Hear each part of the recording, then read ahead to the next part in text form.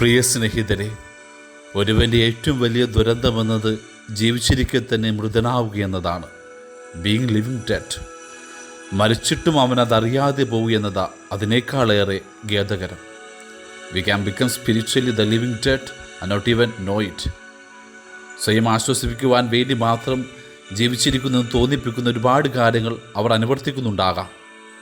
അനുദിന സന്ധ്യാപ്രാർത്ഥനയുണ്ട്, ആവർത്തിച്ചുള്ള കുമ്പസാരമുണ്ട്, മുടക്കമില്ലാതെ ഞായറാഴ്ച കുർബാനയിൽ പങ്കെടുക്കുന്നുണ്ട്, യൂട്യൂബിൽ ധ്യാനഗുരുക്കന്മാരുടെ പ്രഭാഷണം മുറതെറ്റാതെ കേൾക്കുന്നുണ്ട്, പലവട്ടം ജപമാല ചെല്ലുന്നുണ്ട്, ഇടവകയുടെ ഭക്തസംഘടനയിൽ സജീവമാകുന്നുണ്ട്, കുടുംബ കൂട്ടായ്മയിൽ മുൻപന്തിയിലുണ്ട്.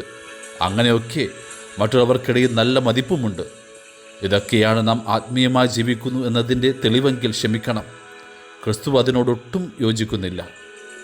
സാദീസിലെ സഭയെക്കുറിച്ചുള്ള വെളിപാട് പുസ്തകത്തിൽ അവൻ്റെ രോദനം ഒരു ഓർമ്മപ്പെടുത്തലും താക്കീതുമാണ്.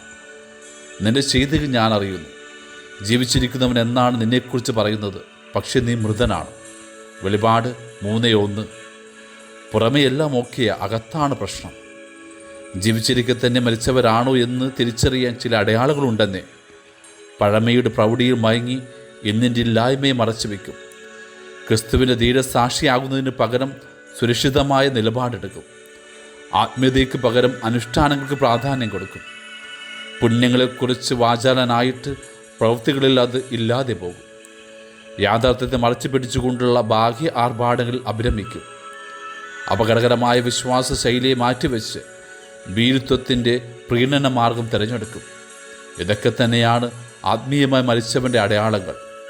ജീവൻ്റെ നാഥ, എന്നേക്കുമായ മരണം ഞങ്ങളെ കവർന്നെടുക്കും മുമ്പ് ഞങ്ങളെ വിളിച്ചുണർത്തണമേ. ആമേൻ.